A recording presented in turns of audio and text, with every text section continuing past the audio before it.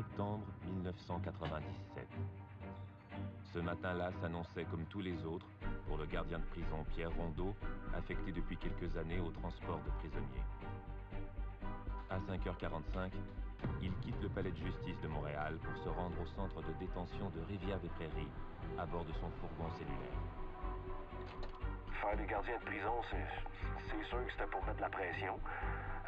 Moi, ma job à moi, ils me disent de tuer du monde. Je tue du monde, là.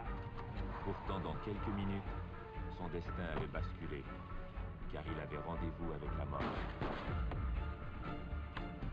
Une mort tragique qui aurait pu être évitée.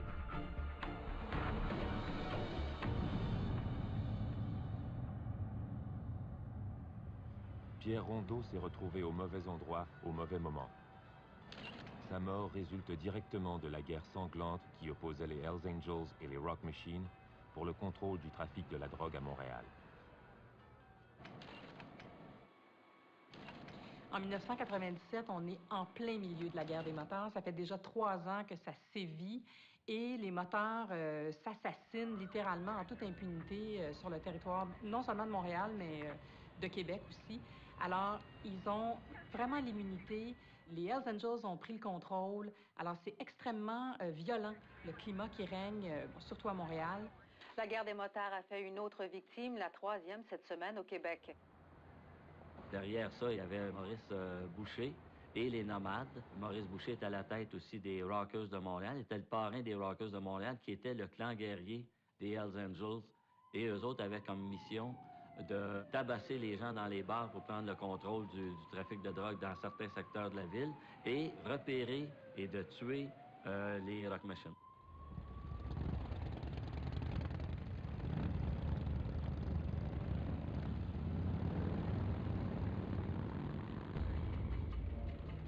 Pour les policiers, le seul moyen efficace pour contrer toute cette violence est de recruter des délateurs dans les rangs même des motards.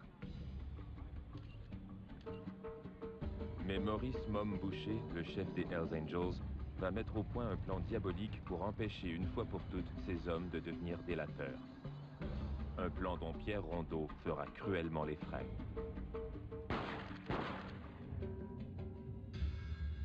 Mom Boucher voulait, disons, enrayer la vague de délation en faisant assassiner des gardiens de prison parce que, en faisant assassiner des gardiens de prison, Boucher pensait que le gouvernement, le militaire public, jamais n'accepterait de négocier des sentences réduites pour les tueurs de gardiens de prison. Il y avait vraiment des idées de grandeur, Maurice Boucher, et il voulait s'attaquer au système. Et le système, ça passait évidemment par les autorités carcérales, les policiers, le système judiciaire, mais sa première cible, ça a été des gardiens de prison. Et c'est comme ça qu'il a présenté ça. On va faire des screws. M. Boucher m'a dit, on a fait faire ça pour plus qu'il y ait de délateurs alentour de nous autres. Parce que celui qui parle, il va pogner 25 ans. Fait qu'en nous faisant tuer du monde, des gardiens de prison, il s'assurait notre silence en disant qu'il y en aurait plus là, qui pourraient tomber avec des sentences réduites. Fait que c'était l'idée là, de ça là. Ces meurtres, en plus d'empêcher la délation, permettaient aux motards de gravir très rapidement les échelons de l'organisation.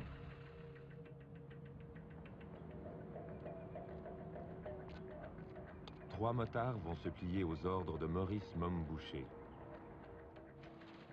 Ce sont les Hells Angels André Tousignan et Paul Fontaine, ainsi que Stéphane Gagné, membre du club école des Rockers. Stéphane Gagné, il aurait fait n'importe quoi pour monter. Il est sorti de prison au début de l'année 97, le février 97, et tout de suite, il a été dirigé vers les Hells Angels. À cette époque-là, c'est eux qui avaient le haut du pavé vraiment dans la vente de stupéfiants, et c'est eux qui, à force d'événements violents, ont fini par gagner la plus grande partie du territoire. Moi, j'étais un striker dans l'organisation, puis je vais avoir mes patchs, puis je veux devenir un Hells Angels, fait que je fais ce que j'ai à faire, puis je le fais le plus vite possible. En mai 1997, les trois motards décident de passer à l'action. Il leur faut d'abord repérer des gardiens à abattre. Paul Fontaine décide de faire équipe avec Stéphane Gagné. André Tousignan, de son côté, agira seul. Gagné commence aussitôt à faire du repérage autour de la prison de Rivière-des-Prairies. Je laisse mon truck sur Saint-Jean-Baptiste, parce que j'ai une de mes tantes qui reste là. Fait qu'après ça, je monte à pied, je monte à la prison, puis il y a une voie ferrée, la voie ferrée Maurice-Duplessis, puis juste l'autre bord, il y a une petite clôture. Fait que je saute par-dessus la clôture, puis là, c'est un boisé. Puis à partir de là, ben, je peux voir la prison. Dès le premier jour, il découvre une cible potentielle. Fait que là, moi, j'ai dit ça à Paul, qu'il y avait un gars qui passait sa voie ferrée, puis il était à pied. Fait que Paul a dit, ça va être facile, on va faire lui.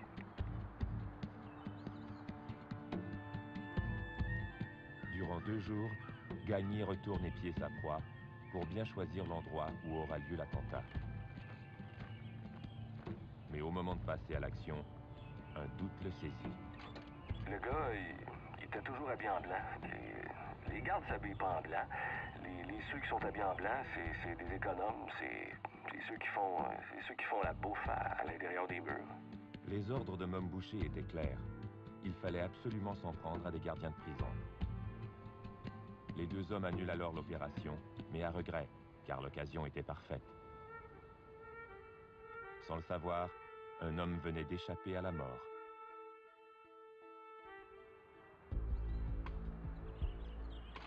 Après ça, j'ai changé de place pour me rapprocher du stationnement, plus vers le nord.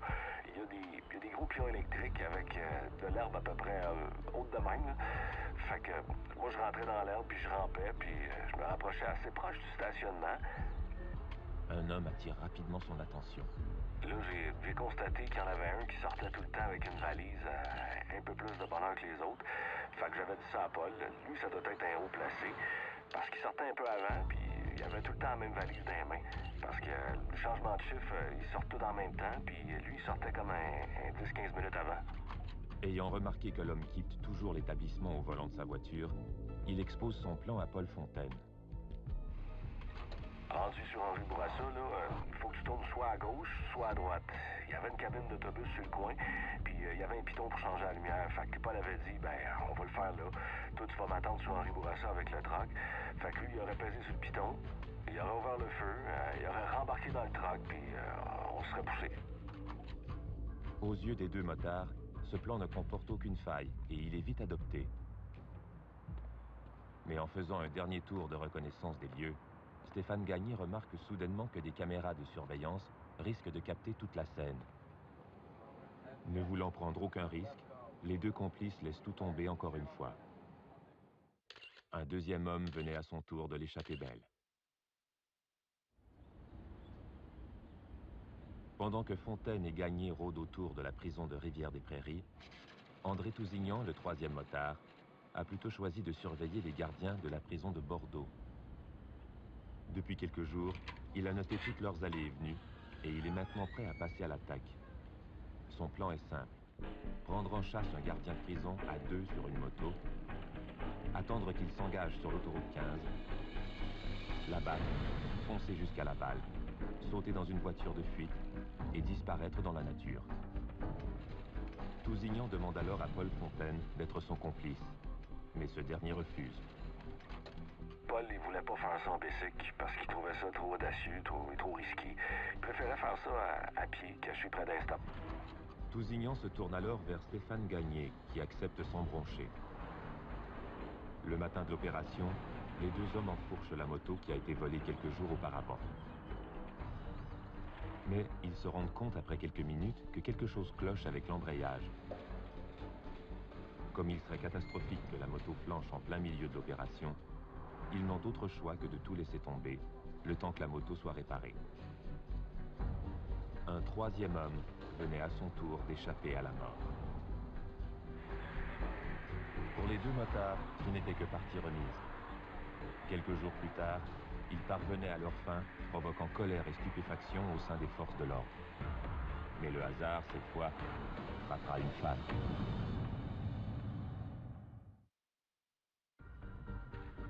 Maurice Mom Boucher, le chef des Hells Angels, a ordonné à ses hommes d'aller tuer des gardiens de prison, parce qu'il veut à tout prix les empêcher de devenir délateurs.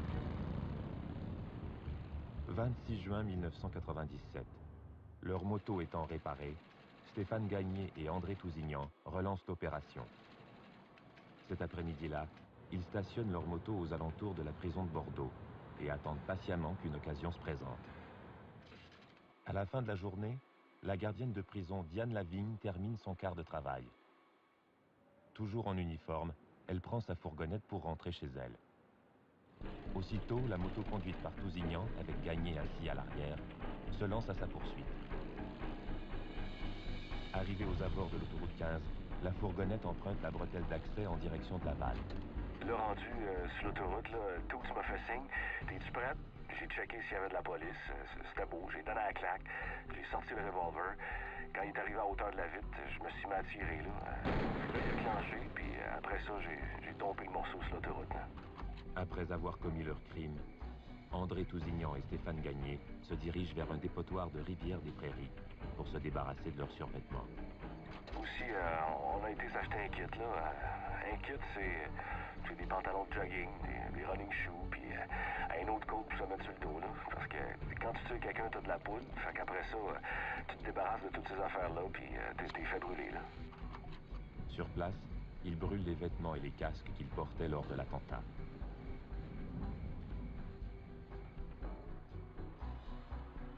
Pour les deux hommes, l'opération est un succès sur toute la ligne. Le lendemain matin, Fontaine et Gagné ont rendez-vous avec Maurice Momboucher. C'est Paul Fontaine qui vient me chercher chez nous. Fait qu'on est parti de Saint-Hubert pour monter à Montréal. Puis, rendu à Montréal, on s'est rendu sur la rue Bennett. Là, moi, j'ai dit à la bande, j'ai dit, moi pis tout, c'est fait. Puis, ça a passé à la radio. Diane Lavigne, 42 ans, une gardienne de la prison de Bordeaux. La femme a été atteinte de plusieurs coups de feu tirés par une voiture qui doublait la sienne comme elle roulait sur l'autoroute des Laurentides en direction moi pis tout, ça, on s'est donné un coup d'épaule avec un sourire. À peine de terminer son quart de travail. Ce n'est qu'à ce moment-là qu'ils apprennent que la personne sur laquelle Gagné a tiré n'était pas un homme, mais bien Diane Lavigne, une femme de 42 ans, mère de 2 enfants. L'inquiétude s'empare alors de Stéphane Gagné, parce que jamais il n'avait été question de tuer une femme.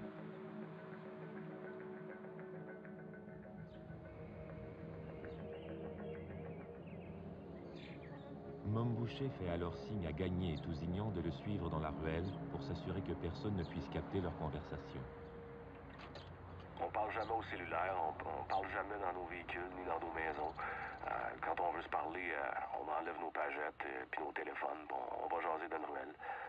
On prend une petite marche. Le chef des motards s'adresse alors à Stéphane Gagné. Mom, il me dit, c'est beau, mon godasse. C'est pas grave s'il y avait des totons, puis il fait le signe de même, là. Mais faut pas que tu parles de 100 personnes, parce que celui qui parle de ça, il va pogner 25 ans. Si la peine de mort existerait, ben, tu te ferais pendre pour ça.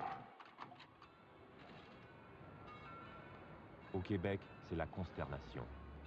Personne n'arrive à s'expliquer la mort de Diane Lavigne. La police était tellement dans le noir à la suite du meurtre de la gardienne Diane Lavigne que la Sûreté du Québec a offert une récompense de 100 000 $. Et c'était dans l'histoire contemporaine de la police, c'était une première.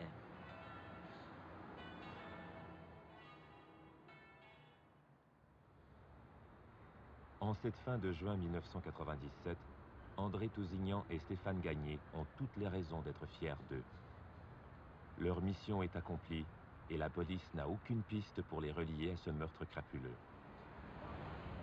Pendant que la police recherchait toujours le mobile et même les suspects dans l'assassinat de Diane Lavigne, André Tousignan et Stéphane Gagné ont obtenu des promotions au sein des Hells Angels. Tousignan est devenu un prospect nomade, alors que Stéphane Gagné, lui, a obtenu ses couleurs comme striker des Rockers de Montréal, le club école des Hells Angels. Mais Paul Fontaine, le troisième motard, est furieux. Il en veut à Stéphane Gagné d'avoir réussi à tuer un gardien de prison avant lui. Paul, il me dit, j'ai vu Mom, j'aurai peut-être pas mes patchs parce que ma job est pas faite. Là, j'ai répondu, toi, tu t'as demandé d'y aller. C'est toi qui m'as demandé d'y aller à ta place. Puis là, t'es fâché contre moi. C'est Maurice Boucher lui-même qui va calmer le jeu, en obligeant les deux hommes à se réconcilier et à continuer de faire équipe ensemble pour abattre un autre gardien de prison. Même si Paul Fontaine n'a pas participé au meurtre de Diane Lavigne, Maurice Boucher a quand même décidé de lui remettre ses patchs de prospect Hells Angels nomades, tout comme il avait fait avec André Tousignan. Il fallait que Fontaine en commette un aussi, un meurtre. Et Fontaine tardait. Il trouvait toujours un prétexte, il faisait autre chose. Et Maurice Boucher insistait beaucoup auprès de Fontaine pour que lui aussi en commette un. Il était comme en dette avec Maurice Boucher, donc ils ont décidé de faire un autre gardien de prison pour, encore une fois, déstabiliser le système et s'assurer le silence de ces hommes. Stéphane Gagné reprend donc son guet autour de la prison de Rivière-des-Prairies à la recherche de la proie idéale pour Paul Fontaine.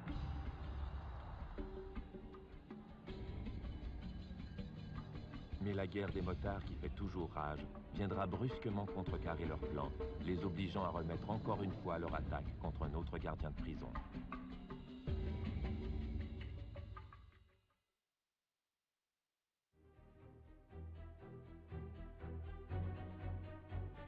Pour empêcher ces hommes d'être recrutés comme délateurs par la police, le chef des Hells Angels, Maurice Boucher, leur a donné l'ordre de tuer des gardiens de prison. Si André Tousignan et Stéphane Gagné ont accompli leur tâche en abattant la gardienne Diane Lavigne, Paul Fontaine, lui, tarde encore à s'exécuter. Le 1er juillet, Stéphane Gagné se rend en moto près de la prison de Rivière-des-Prairies pour y reprendre sa surveillance.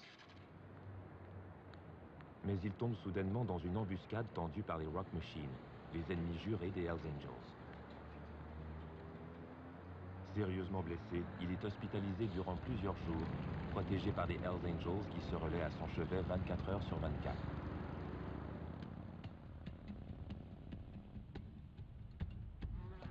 Ce n'est que 2 mois plus tard, en août 1997, qu'il est assez rétabli pour refaire équipe avec Paul Fontaine. Un jour que les deux hommes rôdent autour de la prison de Rivière-des-Prairies, Stéphane Gagné reconnaît soudainement un gardien de prison qui passe en voiture. À un moment donné, on a croisé un Ford Tempo rouge. Puis là, j'ai dit à Paul, hey, je suis sûr que c'est un gardien. Ben, il n'y avait pas d'habit sur le dos, mais j'ai dit, je te le dis que c'en est un parce que je l'avais déjà vu. J'avais fait du temps à Partenay. Fait que c'était un gardien de Partenay qui était rendu, qui travaillait à Rivière-des-Prairies. Fontaine et Gagné décident alors d'attaquer le gardien de la Tempo rouge sur le boulevard Gouin, près d'une piste cyclable. Leur plan, comme toujours, est simple. L'idée est de l'abattre au coin d'une rue lorsqu'il fera son arrêt, de s'enfuir en fourgonnette et de l'incendier près de la piste à l'abri des regards. Ensuite, il ne leur restera plus qu'à se sauver à bord de leur voiture de fuite. Stéphane Gagné va d'abord stationner leur véhicule de fuite à quelques kilomètres de l'endroit où le crime sera commis. Maintenant, il ne reste qu'à préparer le véhicule qu'ils utiliseront pendant le meurtre. Ils disposent déjà d'une fourgonnette Dodge Caravan volée. C'était facile, voler une caravane. T'en regardes, puis elle part tout seul. Ensuite, Stéphane Gagné se rend sur la rue Loche à Saint-Hubert, dans un garage qui appartient aux Hells Angels où se trouve la fourgonnette. Il commence d'abord par la laver de fond en comble pour s'assurer qu'il n'y ait pas d'empreinte. Puis, pour déjouer les policiers, il décide de fabriquer une fausse plaque d'immatriculation. Dans la rue, il trouve une Dodge Caravan de la même année et de la même couleur. Il lui vole sa plaque pour en faire une copie. Une fois l'opération terminée, Stéphane Gagné retourne remettre la plaque sur la caravane stationnée dans la rue.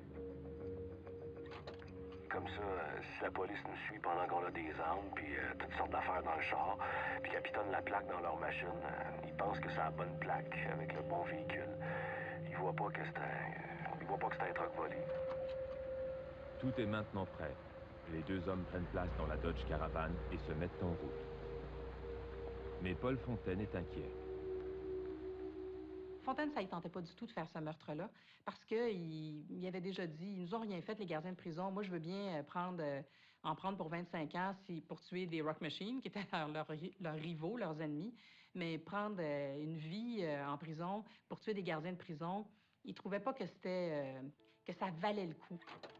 Là, Paul, il dit qu'il se sent pas bien, que le getaway, il est pas beau, puis tout. Là, j'ai dit, ouais, mais faut qu'on le fasse. Là, il me dit, ben oui, faut qu'on le fasse. Je le sais, je suis pas prêt à pogner 25 ans pour des gardiens de prison qui nous ont rien fait. Ce jour-là, un autre gardien de prison venait d'échapper à la mort. Mais ce n'était que partie remise, car Maurice Boucher est de plus en plus impatient et exige que son ordre de tuer soit suivi. Ils ont projeté de faire ce meurtre-là à plusieurs reprises, Stéphane Gagné et Paul Fontaine. Ça a été reporté au moins 3 fois, jusqu'à ce qu'un jour, Normand Robitaille, qui est un autre Hells, leur propose un endroit, là, justement, en disant « Il y en a un gardien de prison qui passe toujours sur cette rue-là, allez-y, allez-y ». L'endroit proposé par le Hells Angel Normand Robitaille est situé sur le boulevard Saint-Jean-Baptiste, dans le quartier de Pointe-aux-Trembles. Le 5 septembre, les deux motards se lèvent à l'aube, puisque les gardiens passent très tôt avec leur fourgon cellulaire pour se rendre à la prison de Rivière-des-Prairies.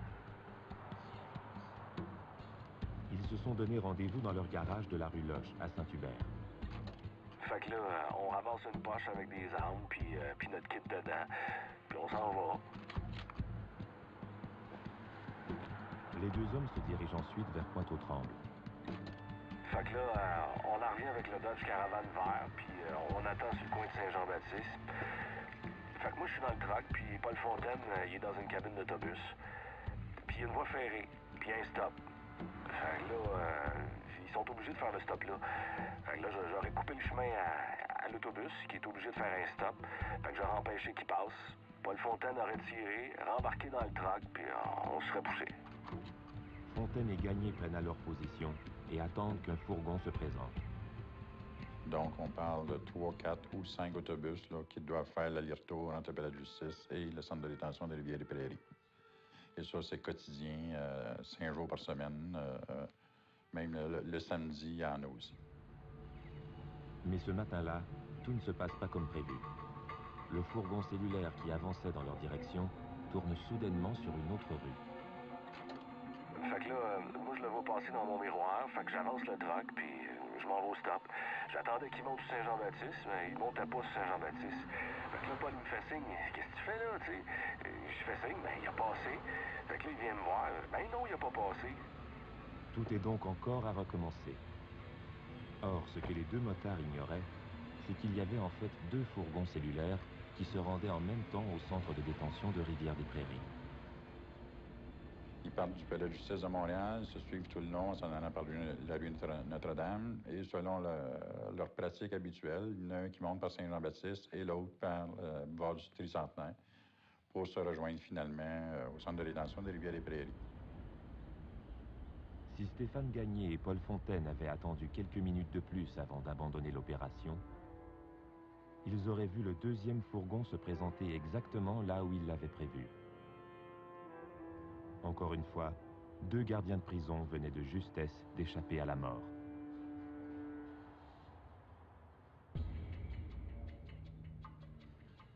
Mais le piège allait bientôt se refermer sur Pierre Rondeau, un gardien de prison sans histoire. Sans le savoir, cet homme de 49 ans n'avait plus que quelques heures à vivre.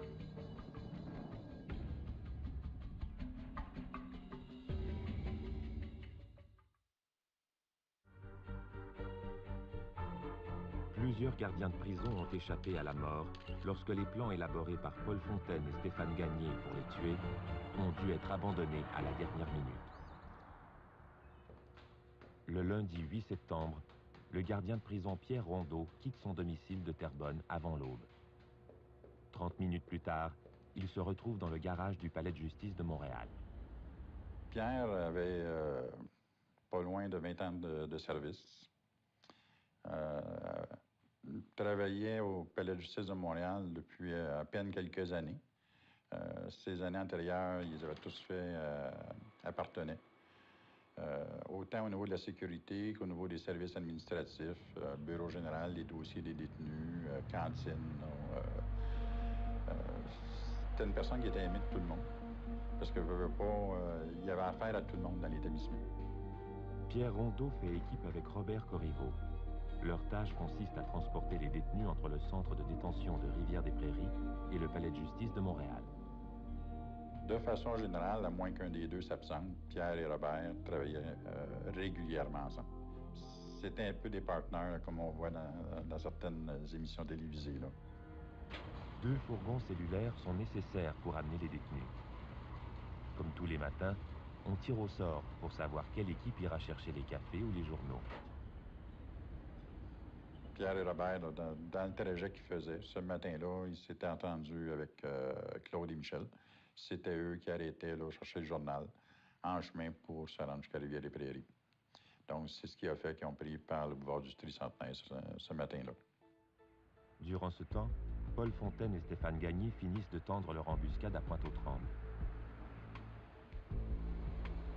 Vers 6h25, Pierre Rondeau et Robert Corriveau s'engagent sur le boulevard Tricentenaire pour rejoindre la prison de Rivière-des-Prairies plus au nord. Ben, comme elle était vide, on est venu dans l'autobus, mais il n'y avait aucune tension. Pierre me contait sa fin de semaine qui venait de passer. Il avait été aux noces, il avait eu du plaisir. Les deux motards assis dans la Dodge Caravane révisent leur plan. Dès qu'ils verront le fourgon s'approcher, Fontaine ira se poster dans l'abribus. De là, il bondira sur le fourgon pour abattre le chauffeur. Gagné, lui, restera au volant de la fourgonnette pour assurer leur fuite. Quelques minutes plus tard, ils aperçoivent enfin le fourgon rouler dans leur direction. Paul Fontaine s'apprête à prendre position quand Stéphane Gagné constate soudainement qu'il y a un problème. Puis là, je dis à Fontaine, hey, il y a deux gardes là-dedans.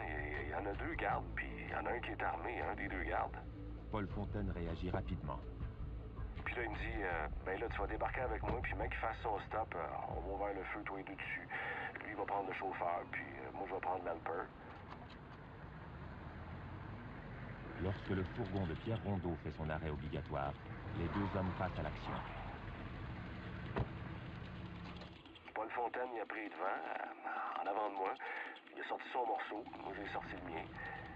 Lui, il a ouvert le feu. J'étais rendu une main sur le hood pour pouvoir grimper sur le hood, puis l'arme s'est enrayée, parce que moi, c'est un semi-automatique. C'est un gun que tu crains d'en avant en arrière. À un moment donné, j'ai regardé devant moi, j'ai vu le bout d'une arme à feu. J'ai eu peur. Je me suis penché, je me suis tourné. Pierre était le conducteur, donc Pierre était armé. Et Robert, lui, ne l'était pas. Ben, c'est ça, c'est qu'il faut penser que quand ils partent du palais de justice de Montréal le matin, pour s'en aller à Rivière-des-Prairies, excusez l'expression, mais on dit ils sont à l'âge. Il n'y a pas aucun détenu dedans, donc il n'y a pas aucune... tu n'as pas le réflexe d'avoir à te protéger contre une attaque ou contre une évasion potentielle. Paul Fontaine, grimpé sur le capot, décharge son arme sur Pierre Rondeau avant même qu'il n'ait eu le temps de réagir.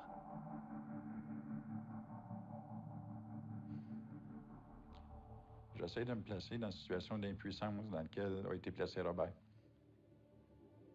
Lui, il n'avait pas d'arme. Il ne pouvait pas répliquer. À chaque impact, il gémissait. Moi, j'ai fait le mort. J'attendais mon tour. Moi, le temps que je désenraye l'arme, j'entendais des coups de feu. Quand j'ai fini de désenrayer l'arme, Paul Fontaine il était en train de débarquer du hood. Fait que moi, j'ai continué à tirer en m'en allant vers le truck, parce que c'est moi qui chauffais le truck. Les deux motards sautent dans la Dodge Caravane pour se diriger vers leur véhicule de fuite, stationné à côté d'une piste cyclable. À un moment donné, ça a été lourd et pénible. J'ai mis ma main dans le dos. Je me suis occupé de Pierre, je sentais son sang qui coulait entre mes doigts. Il était en train de se vider. J'ai appelé la centrale, j'ai dit d'envoyer l'ambulance puis la police.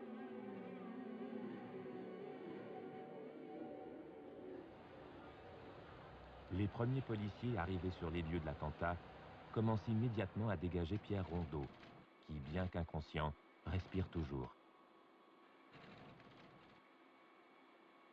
De leur côté, Fontaine et Gagné font face à un nouveau problème et doivent rapidement changer leur plan. Là, il y avait une piste cyclable, puis il y avait tous des grands sapins. Bon, on voulait rentrer avec la Dodge Caravane, puis mettre le feu là pour pas que personne nous voie, puis marcher, puis embarquer dans le 323, puis s'en aller. Mais quand on est arrivé sur les lieux, il y avait un petit camelot qui avait un sac jaune, puis qui passait le journal. Fait que j'ai reculé de la piste cyclable, j'ai fait le tour, je me suis collé. Paul Fontaine a embarqué dans le 323, puis il m'a dit mec, j'arrive, c'est un stop, puis je te flash les lumières 2 fois, tu vas tourner à droite. Toi, colle le truck là, puis mets le feu dans le truck. Tandis que les ambulanciers s'affairent autour de lui, Pierre Rondeau fait soudainement un arrêt cardio-respiratoire. On commence immédiatement les manœuvres de réanimation pendant que l'ambulance fonce vers l'hôpital Maisonneuve-Rosemont.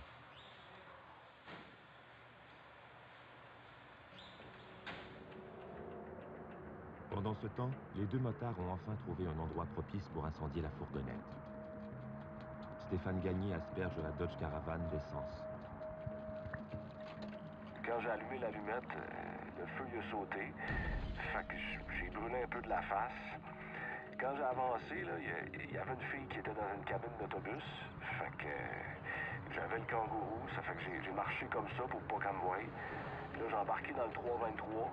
On s'est rendu à Montréal. À l'hôpital Maisonneuve-Rosemont, on installe de toute urgence un drain thoracique à Pierre Rondeau, qui lutte pour sa survie. Moi, j'ai reparti avec le Mazda 323. Je me suis rendu dans le garage de la rue Doche. J'ai tout pris les habits qu'on avait sur notre dos. J'ai mis ça dans un sac. J'ai pogné un 5 gallons de gaz. J'ai mis ça dans le Mazda B2000. Dans l'heure qui suit, Stéphane Gagné se dépêche de faire disparaître tout ce qui pourrait les relier à l'attentat. Puis je me suis rendu dans le bout du Mont-Saint-Bruno, là, puis j'ai tout fait flamber ça, là, pour faire disparaître les preuves, là.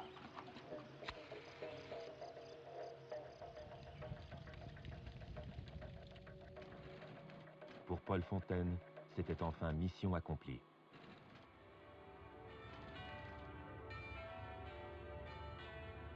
L'ordre donné par Maurice Momboucher avait finalement été exécuté.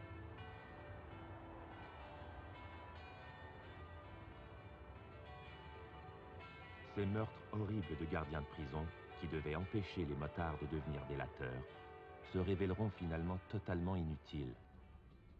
Stéphane Gagné lui-même retournera sa veste et fera condamner Maurice Momboucher à perpétuité.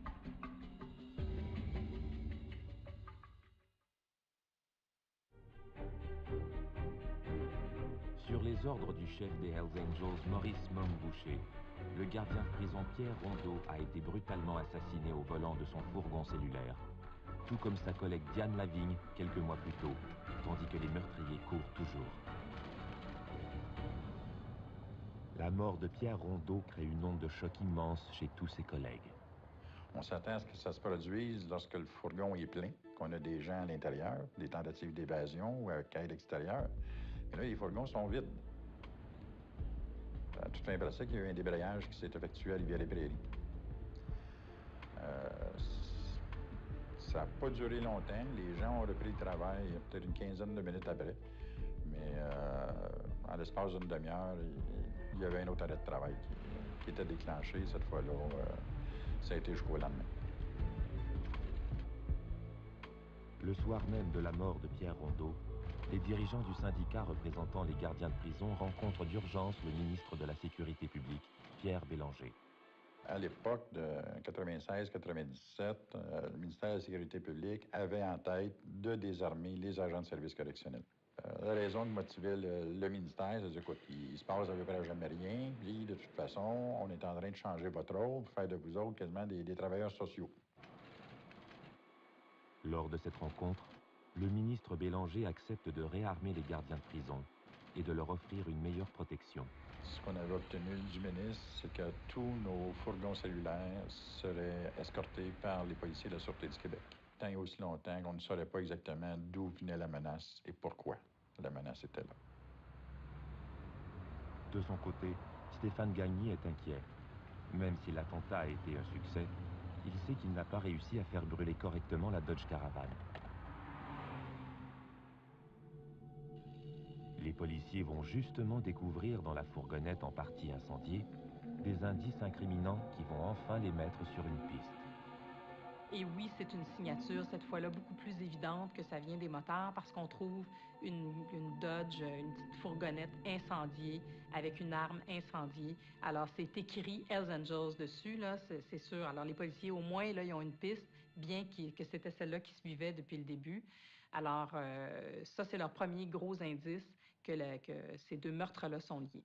Mais il reste à savoir le motif. Et le mobile, on a pensé que c'était qu'on s'attaquait aux gardiens de prison, que les Hells Angels avaient pris en grippe les gardiens de prison. Dans les prisons, l'atmosphère devient extrêmement tendue et les relations entre gardiens et détenus se détériorent considérablement. Bien, ils ont profité du meurtre de Diane Lavigne, ils ont profité du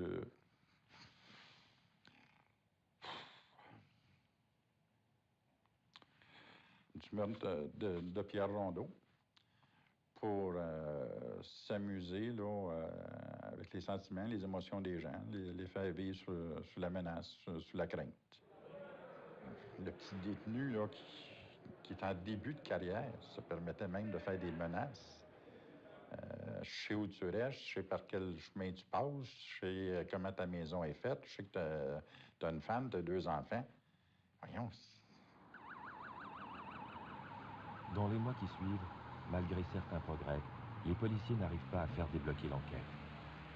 Ce n'est qu'en décembre, 3 mois après la mort de Pierre Rondeau, que la chance va enfin leur sourire. Lors d'une opération de routine, les policiers arrêtent Steve Bois, un motard qui a aidé Stéphane Gagné à faire disparaître les preuves de l'attentat contre Pierre Rondeau. Stéphane Gagné sait que maintenant que Steve Bois a été arrêté, lui, ça le met un peu en péril parce que Gagné était tout à fait conscient que cette job-là, que ce deuxième meurtre de gardien de prison, était pas parfaite. Mais il en avait parlé à Steve Bois. Steve Bois, se sentant pris, a dit aux policiers, écoutez, j'ai quelque chose de bien meilleur que ça à vous raconter. Et c'est là qu'il dit, moi, je sais c'est qui a tiré le gardien Rondeau. Et c'est comme ça que l'enquête déboule. Dès le lendemain de l'arrestation de Steve Bois, Stéphane Gagné apprend que les policiers sont à sa recherche. Il décide aussitôt de quitter le pays. Mais quelques heures avant son départ, il rend visite à sa belle-mère à Berthierville. Les policiers qui l'avaient pris en filature l'arrêtent et le ramènent à Montréal pour interrogatoire.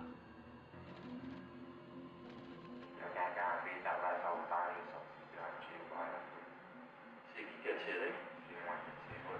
André était où à ce moment-là? En voyant la preuve accumulée contre lui, Stéphane Gagné réalise rapidement que sa situation est sans issue. Il avoue ses crimes et accepte de devenir délateur. Quand l'autobus est arrivé, on a fait traverser la rue. J'ai ouvert le feu. Mon gun est enrayé. Fait que là, j'ai désenrayé le gun. Paul Fontaine a monté sur le haut. Il a abattu la victime. Moi, je suis arrivé sur le côté d'où les vitres qui ouvrent la porte. J'ai vidé mon chargeur, là. On s'est en allé. Il sait qu'il est cuit. Il le sait parce qu'il a commis des erreurs. Et il sait que ces erreurs-là, ça va lui être fatal. Et alors, son choix, c'est ou bien je me fais tuer par Maurice Boucher ou ses sbires parce que j'ai vraiment foiré dans cette job-là. J'ai fait faire des choses à quelqu'un à qui je devais pas faire confiance. Ou bien je deviens délateur. Alors, il décide de collaborer avec les autorités policières et il déballe son sac et il raconte tout en plusieurs journées. Mais disons, dans la première nuit cruciale, là, il raconte l'essentiel des meurtres des 2 gardiens de prison. Une fois que Stéphane Gagné a décidé de devenir délateur, le ministère public a accepté il l'a accusé pour un seul des meurtres auxquels il a participé, le meurtre de Diane Lavigne, et il l'a accusé de tentative de meurtre sur Robert Corriveau, qui accompagnait Pierre Rondeau lors du meurtre. Comble de cynisme, quand il est devenu délateur, Stéphane Gagné a demandé s'il pouvait toucher la prime, ou en tout cas la moitié de la prime. C'est épouvantable, c'est quelque chose qui a révolté les gens. Les policiers se mettent aussitôt à la recherche d'André Tousignan, le complice de Gagné dans le meurtre de Diane Lavigne, ainsi que de Paul Fontaine, le tueur de Pierre Rondeau. Mais malgré tous leurs efforts, les 2 hommes demeurent introuvables. Paul Fontaine, il avait le grand avantage d'être le fils d'un Hells Angels extrêmement apprécié. Et, c'est ce qui lui a probablement valu de rester en vie. Alors, il s'est poussé en décembre 97, dès que Stéphane Gagné a été arrêté. Le 18 décembre, moins de 2 semaines après que Stéphane Gagné soit devenu délateur, Maurice Boucher est arrêté et formellement accusé du meurtre prémédité des 2 gardiens de prison. Puis, en février 1998, le corps calciné d'André Tousignan est retrouvé dans un boisé près de Bromont. Il a été assassiné d'une balle dans la tête. Les policiers se demandent alors si le même sort n'a pas été réservé à Paul Fontaine, puisqu'il demeure toujours introuvable. Lors du procès de Maurice Boucher qui se déroule à l'automne, Stéphane Gagné agit comme témoin principal. Mais à la stupeur générale, Maurice Boucher est acquitté. Le jury, après avoir été intimidé par des Hells Angels, a jugé non crédible le témoignage du délateur. Mais le chef des Hells Angels s'est réjoui trop vite. En 2000, la Cour d'appel du Québec, considérant que les directives du juge au juré étaient erronées, casse le jugement d'acquittement et ordonne qu'il subisse un nouveau procès. Cette fois-ci, le témoignage de Stéphane Gagné sera sans faille. En mai 2002, Maurice Boucher est reconnu coupable des meurtres prémédités des 2 gardiens de prison. Il est condamné à l'emprisonnement à perpétuité, sans possibilité de libération conditionnelle avant 25 ans. Le verdict de culpabilité a sorti. J'étais avec un de mes confrères de la région de Sorel. On était en direction de Montréal et lorsqu'on a entendu la nouvelle au radio, on a arrêté nos 2 véhicules et on s'est sauté dans les bras. Au moins, on savait que cette fois-là, il s'en sortirait pas. Le plan cruel et diabolique que Maurice Boucher avait mis au point pour empêcher ses hommes de collaborer avec la police s'est donc retourné contre lui.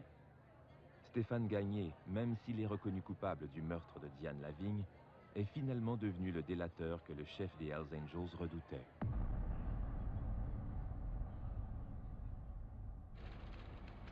Ce n'est que 2 ans plus tard, au printemps 2004, que Paul Fontaine, le meurtrier de Pierre Rondeau, est soudainement retrouvé dans le quartier Vanier, à Québec. Il a passé 7 ans sous une fausse identité. Il s'est refait une vie complètement. Il a changé de nom, il a changé d'allure, il a changé de femme, il a changé de ville, il a changé de job. Alors, il a vraiment changé de vie. Paul Fontaine est formellement accusé du meurtre prémédité de Pierre Rondeau et de tentative de meurtre sur Robert Corriveau. À l'automne 2008, 11 ans jour pour jour après l'assassinat de Pierre Rondeau, Paul Fontaine subit son procès. Son complice Stéphane Gagné est le principal témoin à charge. Quelques mois plus tard, en février 2009, Paul Fontaine est déclaré coupable du meurtre prémédité du gardien de prison Pierre Rondeau et de tentative de meurtre sur l'agent Robert Corriveau. Il est condamné à perpétuité, sans possibilité de libération conditionnelle avant 25 ans. Est-ce que la situation aurait pu être évitée? Probablement. Peut-être en resserrant un peu plus nos conditions dans lesquelles on travaille. Après les événements, j'avais demandé à tout le monde qui faisait du transport s'il y avait plus qu'un véhicule qui se déplaçait, à tout le moins de se déplacer en convoi. Non plus faire un peu comme si c'était passé ce matin-là, se séparer et prendre 2 chemins différents pour aller à la même place. Suivez-vous. Au moins, vous allez vous protéger entre vous autres. Mais plus que ça, on peut-tu vraiment se protéger contre ce qui se passe dans la tête de mégalomane? Je pense pas. C'est comme une psychiatrie. C'est pas quand les fils vont se toucher.